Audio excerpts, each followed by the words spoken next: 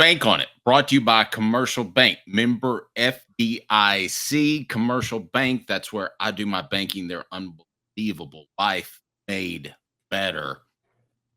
Bowl games are not going to exist in 10 years. Bank on it. I agree. Did you play the ad? Sorry. Go ahead. Okay. Sorry. I apologize for that. This comes out from Greg Sankey saying there's a lot of reasons to keep bowls amid the expanding college football playoff. And this is twofold from Greg Sankey. One, it's keep all the 40 whatever bowl games, but also they still really badly, Dave, want to incorporate the bowls into the college football playoff. Those New Year's Six bowls. They want to use those like, the Peach Bowl will be the semifinal and the Rose Bowl will be the quarterfinal. And I love how they do that because I laugh. I'm like, guys, it's a quarterfinal game. It's not the Rose Bowl anymore as you know it, okay? It's a quarterfinal game in the college football playoff. So I'm with you. People are going to realize this, and bowl games aren't going to exist in 20 years. They don't exercise anywhere near the power they once did with this. Talk about the issues in college football.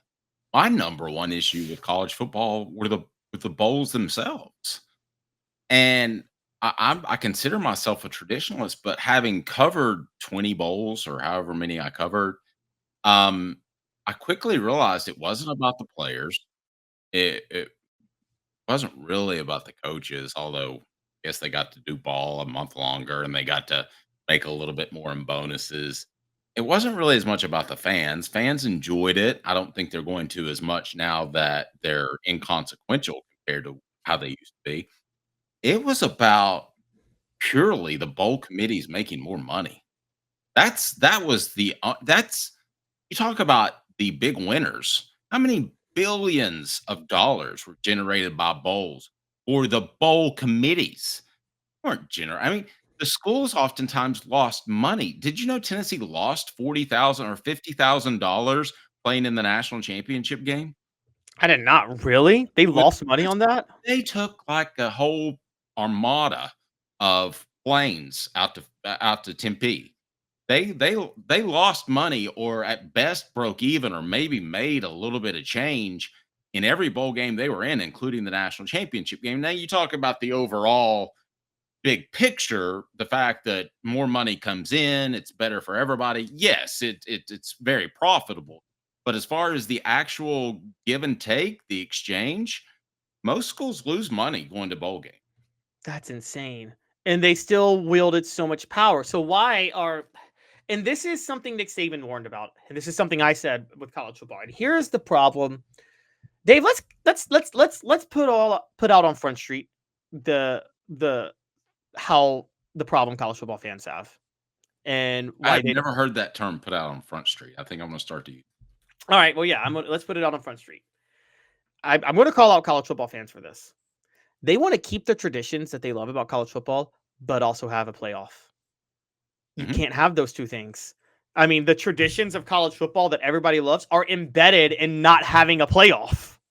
So, a couple of the issues that we brought up recently would be all taken care of if you didn't have one foot on the boat and one on the dock.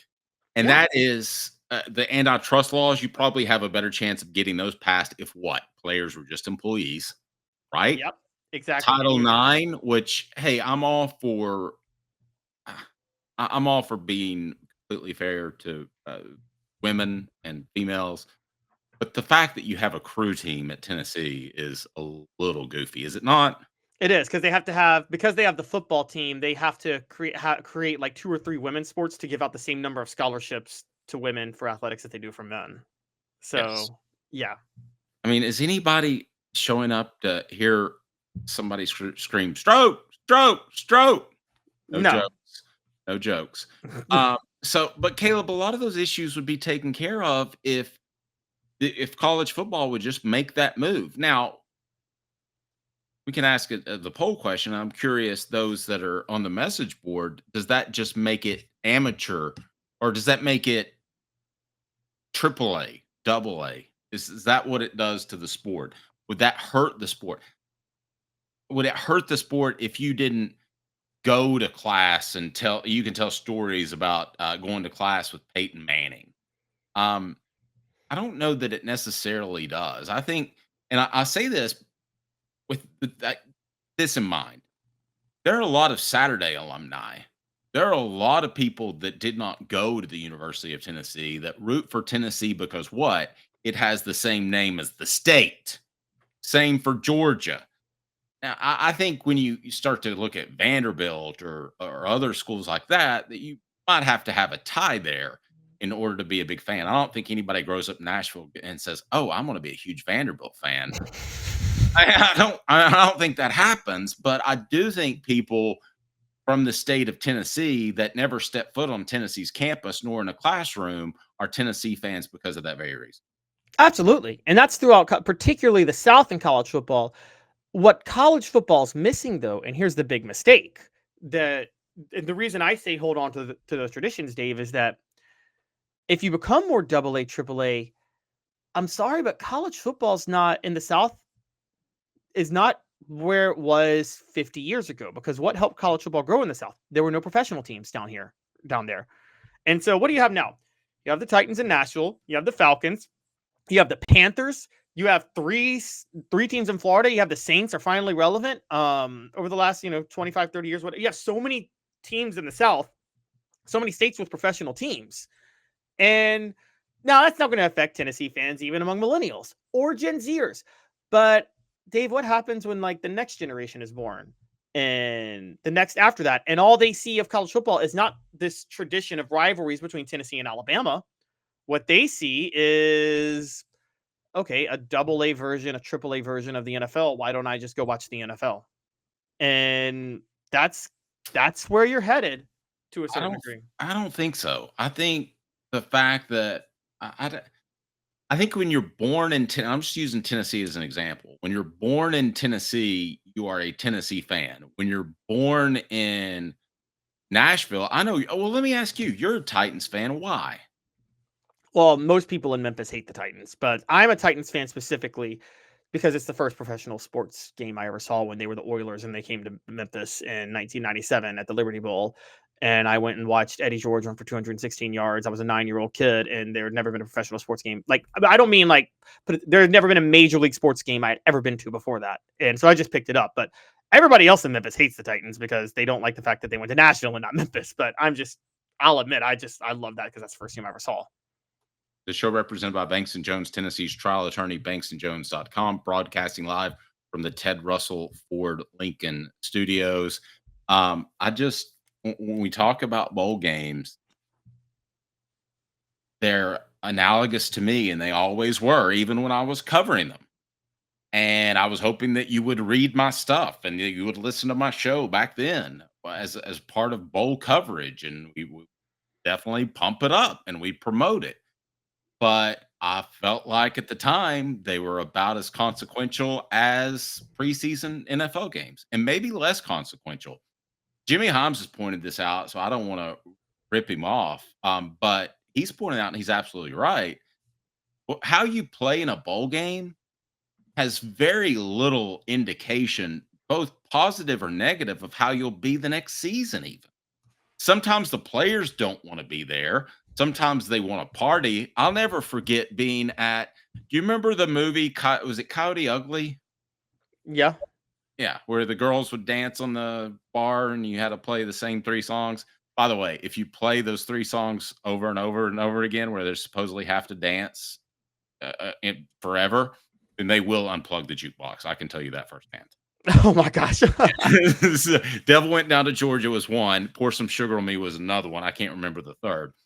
But Caleb, I remember being at the bowl game at 1 a.m. and Tennessee's entire defensive line showed up. Do you think they cared about what happened in that Cotton Bowl?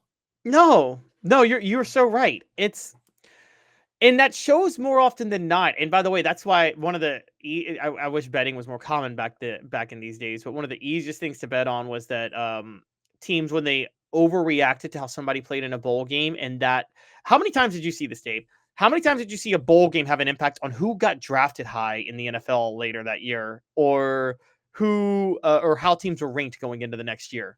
That was so common. Yeah. And It really, I mean, you look back at the 98 season, what happened the year before in the Orange Bowl? Tennessee got hammered. Well, they came back and they were motivated to be better. And I was told Al Wilson was demanding all players be at workouts the very next day they got back from the bowl game. Literally, I mean, it was that quick. I go back to other years in which Tennessee played great. You could probably think of an example, and then had an off year the following year. It teams change so much in college football. It's not like the NFL where you might have a core of leadership for 6, 7, 8 years. It's just not like that in college football. Teams change immensely. Bowls, guys, bowls just really don't matter that much. They don't. They don't. The only reason to keep them now around now is for people like me who are degenerate gamblers.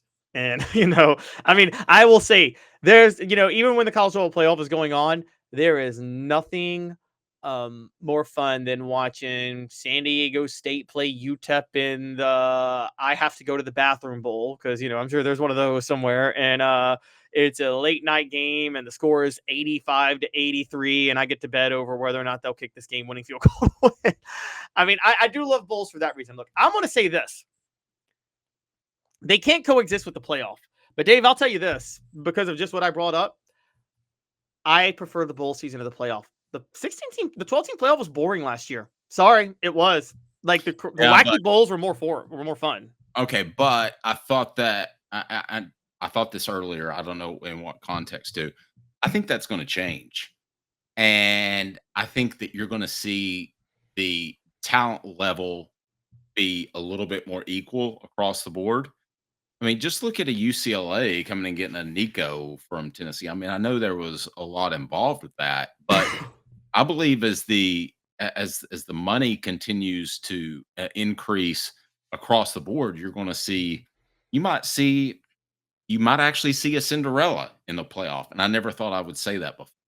I'm not saying it's going to happen, but Caleb, I could at least make the argument now with NIL leveling the playing field. Here's how you'll see a Cinderella. Boise State might win 2 games.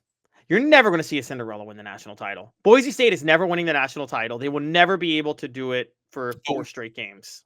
But when have you seen a Cinderella win the national championship in basketball? That to me is the definition of a Cinderella. To win a couple of games or get to the Final Four, that would be the same as Boise State winning 2 football games.